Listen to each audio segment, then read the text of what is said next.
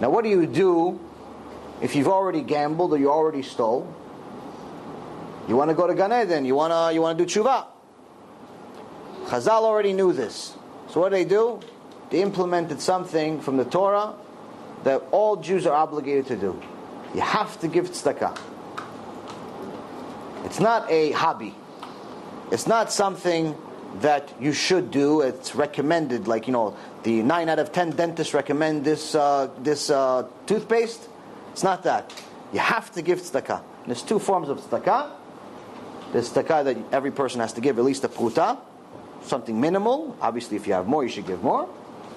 And then there's maaser. Maaser is 10% of your net income after paying the main bills that you have. So, for example, if somebody makes $1,000, they have $900 in bills.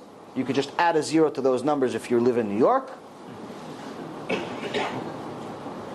You have $100 left. You give $10 maaser. You can give it for this Bet Knesset. You can give it for Talmid Chacham. You can give it for Kiruv. Give it for a righteous cause. Don't give it to just any guy that's wearing a uniform without knowing him. Make sure your maaser is an investment. Don't be a fool. Don't just give it to anyone. If it's $1, you don't have to research. But if you're really giving money, make sure your money's invested well. You don't want to be like this guy that I know, HaShem and HaShem. It's actually a very, very close relative of mine. Starting to do tshuva, but when you start to do tshuva, you still have your past life with you. He actually had a card club. He had a card club. Very tough to leave that business. Especially when one day he sees a so-called religious guy show up.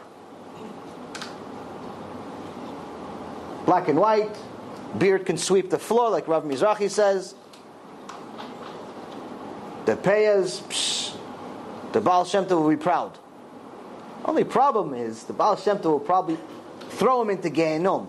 Not just for entering the club. Not just for playing in the game. Not just for that. Because what he was doing was taking out the checks of tzedakah that people gave him and buying chips. Shem Menachem. He has a penthouse in Gehenom. No, he does. Hopefully he does tshuva. I don't know how you could do tshuva for something like that. Chilul Hashem. Very, very difficult to do tshuva without suffering. Serious suffering. Serious suffering. You've just experienced another Torah class brought to you by TorahAnytime.com.